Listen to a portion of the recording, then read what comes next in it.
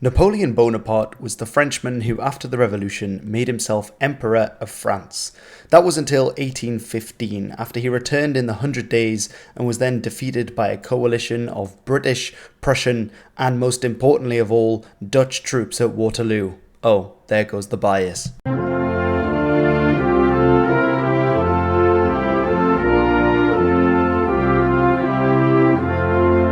Napoleon died in 1821, but really this Napoleon should be called Napoleon I, because Napoleon also had a son who, though he was barely recognized as emperor, was for a very short time the official emperor of France that Napoleon had wanted to succeed him, and so he is known as Napoleon II. The Allies, however, following Waterloo, didn't think it was a good idea to have another Bonaparte on the French throne, and so instead the older House of Bourbon came back, was restored to the French throne, and the first king of France following Napoleon was Louis XVIII, a younger brother of the Louis XVI, who had of course been executed during the French Revolution as a result of that. He would go on to rule until 1824, when his younger brother Charles X would become King of France instead. However, 6 years later in 1830, in what became known as the July Revolution, he was ousted from the throne in favour of Louis-Philippe I.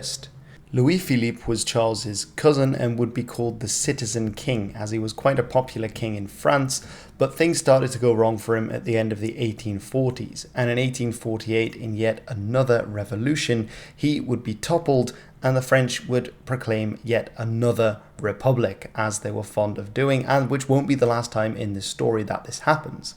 Now, one of the leading figures in this revolutionary movement was none other than the nephew of Napoleon Bonaparte, Louis-Napoléon Bonaparte, who himself would, in a shocking twist that absolutely no one saw coming and that wasn't a repeat of history at all, decided to take power for himself, just as the more famous Napoleon had done, and in 1851 had a coup that made himself the new ruler of the Republic, changing it to a kingdom, and then the following year into an empire. And so this would be the Second French Empire. He would rule until 1870, when he was ousted by yet another revolution following failure in the Franco-Prussian War, when the French forces were defeated and he would flee to London following the defeat of the French army. And then there would be yet another republic that was proclaimed. However, Louis-Napoléon Bonaparte is not the end of the Bonaparte story, because he also had a son who had the very easy name of Napoléon Eugène Louis-Jean Joseph Bonaparte.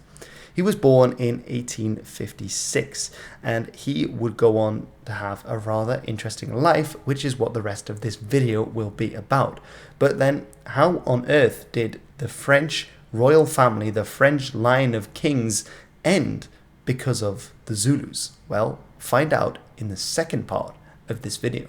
Around the same time that Napoleon was fighting his battles in Europe, there was also a major change in military advancements and technology in the southern African continent. If you were to travel to around the year 1780 to the southeast of Africa and witness a battle, it would look something like this. There would be two groups of men, not very large groups of men. They'd be jeering at each other, probably having some sort of dance-off before throwing spears at one another. Not many people would die, and essentially it would be more like a big kind of sports day event rather than what we would recognise as a battle. Now let's go to the year 1815. Now it looks incredibly different. One of the groups of men charges at the others, surrounds them, and then stabs them all to death with short spears. What ensues is a massacre, and none of the enemy tribe remains. But of course, we have to wonder, what changed in Southeast Africa with the nature of warfare in this time? John Lampier in African Military History describes what came before so traditional African warfare, that it demonstrated four key factors that appeared in varying degrees of consistency across the region: control of people and resources instead of territory, utilization of numerically small forces, conducting raids instead of engaging in protracted conflicts, and rudimentary logistics. This all changed around 1800, and and this is partially thanks to the change in equipment that was being used. Now, beforehand, the traditional equipment of the African warrior was the throwing spear, so a long spindly spear that was good for throwing, as well as a kind of club, which actually in Zulu is called the iwisi, but actually for some reason the Afrikaans word knopkili is sometimes used in English as well, and for some reason this was standard vocabulary for me in my household, which I blame my dad for, but we used to reference knopkili all the time, and I'm not quite sure why that was part of my vocabulary growing up as a child, but I've always known this word, but it's very niche. But the Zulu word is iwisi, and these were the traditional weapons that were used. As well, you had the traditional shield that was used, which was a small, made of cowhide, as I referenced in a previous video. You can thank Ashton and John. Comment if you still remember that whole drama for that one. So these were the traditional weapons that were used, but this all changed with an individual called Shaka. He had a real focus on close quarters combat, and for this he designed a new weapon which he called the assegai, although it's often known by its nickname in Zulu, which is the iklwa. And this is the sound that it's meant to make when this small spear actually went in and out of the flesh of another man. This was the stabbing technique that was used. And this weapon, it was much shorter. It was only 30 inches the handle and 13 inches the actual blade, the spearhead of this small spear. And it was much smaller than the other spears that had a much longer handle so it could be thrown, which is the main way in which it was fought. This was not a throwing weapon. This was a close range weapon. And that's where you get the nickname from.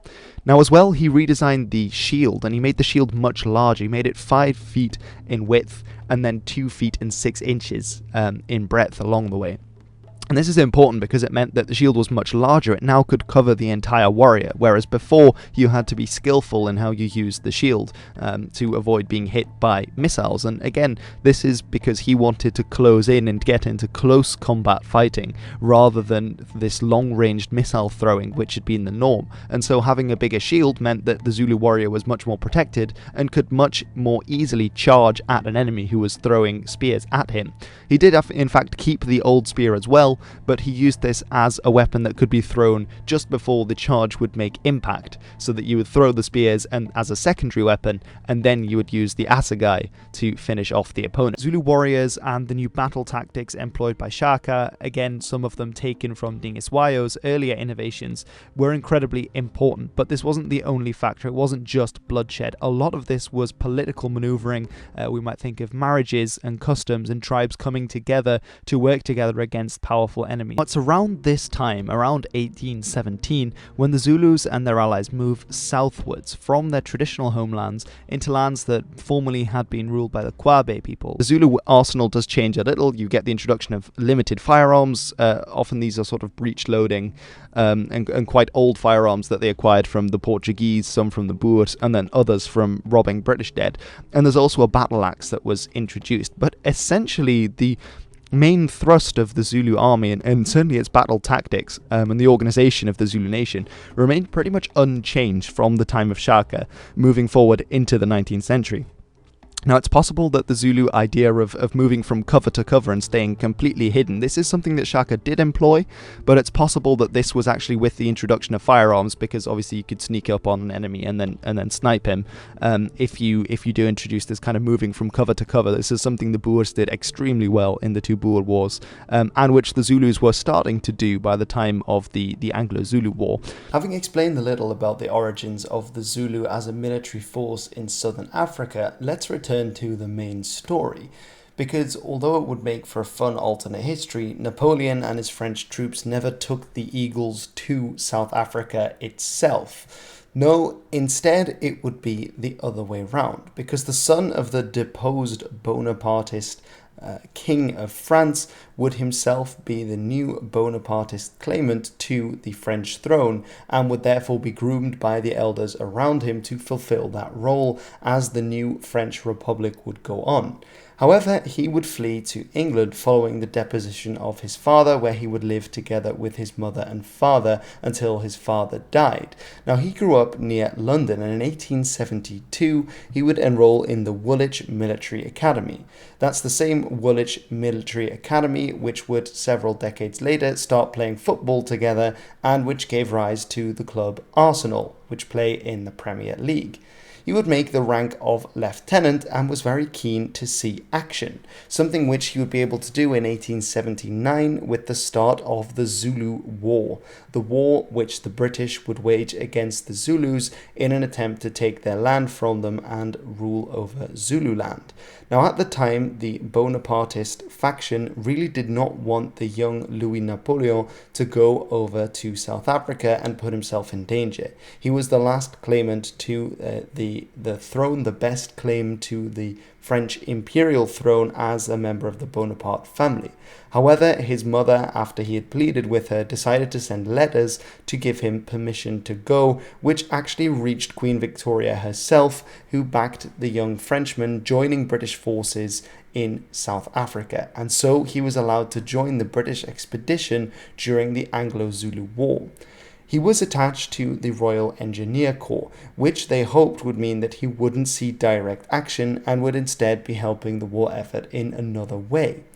At the same time, he was also given an escort that was meant to protect him, and indeed a French-speaking native of Guernsey, the islands that belong to the British Empire, which are found to the south of England itself, between England and France, who was meant to look after him. He was called Jalil Breton Carré, and he would be able to communicate with the young prince in French and was responsible for his safety. And yet, on the 2nd of June 1879, the Lieutenant General Lord Chelmsford, the commanding officer of the British that were invading the Zulu kingdom, wrote a hasty letter from his camp near the Telesi mountain to the Secretary of War, which stated, Prince Imperial, acting under orders of the Assistant Quartermaster General, reconnoitred on 1st of June, rode to camping ground of 2nd June, accompanied by Lieutenant Carey, 90th Regiment, D.A. Quartermaster General, and his 6 white men and friendly Zulus all mounted.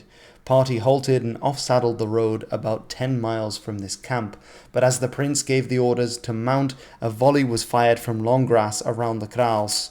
The Prince Imperial and 2 troopers are reported missing by Lieutenant Carey, who escaped and reached this camp after dark. From the evidence taken, there can be no doubt of the prince being killed, and I send this off at once, hoping to catch mail. So it seemed that despite the precautions, the prince had indeed been killed by the Zulu. But how could this have happened? Several days later, his body was found in the place described by those who had fled the scene. We advanced to a dried-up riverbed and had to cut away the banks to get the ambulance across. Eventually, we reached a kraal beside a large mealie field where we found the bodies of the prince and some of his party. They had been surprised by Zulus as they rested in the kraal. The Zulus broke out of the mealie field and killed them before they could remount their horses. The prince had been stabbed 16 times with assegais. We made a rough coffin and put his body in the ambulance. After burying the other bodies where they were found, we went back to the column. The prince's body was taken back to England for burial. So the prince had been killed by the Zulus, and with him the ambitions of the Bonapartist claimants on the French throne died as well, the last in the line of Napoleon Bonaparte, or rather the more direct line.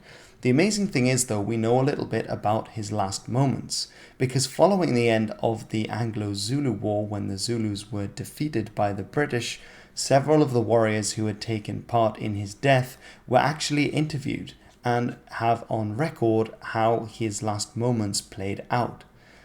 This is by one particular Zulu warrior called Langalila Balele, who tells us the story of what happened that day on the 1st of June. The horse broke away from the prince at the donga. I was about 50 yards behind. Klabanga was in front of me. I came up as Zabanga, hiding himself in the grass, threw an assegai at the prince. When the prince first saw Zabanga, he rushed at him. When he saw us surrounding him, he stood up and fought us. He fought like a lion, and we did not dare close on him until he sank down on his hips. The prince fired 2 shots, I think at Zabanga, but no one was hurt. I threw an assegai which I thought and said at the time had hit him, but I always allowed Zabanga's claims to have striking him first be true. Zabanga's assegai was the first to hit the prince. It was thrown when close to him and struck either the chest or inside the left shoulder. Zabanga then hit him again, then Guabacana. Just then the prince put his left foot in a hole, and he was then wielding an assegai I had thrown. When he fell, my assegai was in one hand, the pistol in the other. I cannot remember which. Nyadana and Mafalazi both recalled, however, that the prince had a pistol in his left hand and an assegai in his right, and that he tried to change the pistol from left hand to right as he fell. When the prince sank down on his hips, we all rushed on him, and Zabanga stabbed him, and he fell on his back, after which I stabbed him. I think Zabanga and Gwabakana each stabbed him 3 times altogether. I saw another Zulu stab him near the eye when he was on his back. I'd like to close this video out with the last section of an article I used for researching this video called "He Fought Like a Lion, an assessment of Zulu accounts of the death of the Prince Imperial of France during the Anglo-Zulu War of 1879 by John Laband," because it describes very well what was done to the prince's body following his death by the Zulu, and an interesting insight into their culture and indeed the last moments of the final Bonapartist claimant to the French throne. So I'll read that out and then close off the video. As Klabawathunga told Wood, the prince was killed in less than a minute once he stood to confront his foes. As soon as the prince was dead, Klabawathunga ritually stripped him. Dabayane held his clothes while Klabawathunga cut the body in the Zulu fashion. In other words, made the slight ritual incision in the abdomen. Klabawathunga was observing the customary Zulu rites for the removal of the contagious ritual pollution that followed homicide, and brought with it the dangerous identification with death and the other world called by the Zulu umneama. Slitting a slain enemy's stomach prevented the killer swelling up like the dead, while it was necessary to wear items of the victim's apparel polluted by the harmful influence of his blood in order to zila, that is, to observe the customary ritual abstentions and cleansing ceremonies. 9 of the Zulu Wood questioned all affirmed that they left the prince's necklace around his neck. This was partly because it was custom observed by many to leave ornaments on the slain as a sign of admiration if they had fought bravely, as had the prince, and because of the fear of ritual contamination and the revenge of the aggrieved spirit if they should take it. A related point bears consideration. In battle, the Zulu followed a ritual that did great honour to the dead, though it shocked the British almost as much as did disembowelment. This was to hlomula, or to stab the body of an already fallen adversary. The practice was related to the hunt, when all the participants stabbed the carcass of a particularly formidable kill like a lion or a buffalo. To do the same to a human foe was to acknowledge that he had fought with the ferocity of a dangerous wild animal. It is no coincidence, therefore, that Langeli Balele said in praise of the prince that he fought like a lion, especially when the number of wounds the prince sustained is considered. Surgeon Major Scott found 18 stab wounds, but only 8 of these can be accounted for in the Zulu evidence Wood collected. More than likely, the remaining 10 were inflicted on the prince after he had fallen, by the Zulu observing the ritual of hlomula. But for understandable reasons they did not dwell on this ritual to a disapproving and uncomprehending white interrogator. When Umtete came to where the prince's stripped corpse was lying, he saw that there was some blood and the ground was much trampled on. The sun was just going down. With it went the hopes of the Bonaparte dynasty. Alright everyone, I hope you've enjoyed this video on a somewhat different topic, but one that I thought was interesting to make a video about. I've been out and about quite a lot, traveling, seeing some relatives and getting some things in order, so a lot of the more recent videos have been recorded a little bit at short notice without too much planning, but as usual I make videos about history topics, flag topics, language topics that I find interesting at the time and often don't involve too much prior planning, but obviously do involve quite a bit of research. Anyway, check out the merch store if you are interested in buying some Cowhide Zulu Shield themed merch. That's always there on Teespring. And I hope you did enjoy the video. Let me know in the comments below if you did, if you'd like to see anything else about the Zulu or about the French Revolutionary Wars or about Napoleon or anything else like that, and I'll be sure to try and read as many comments and respond to them as I can below. But anyway, until then, I have been Hilbert and this has been The History.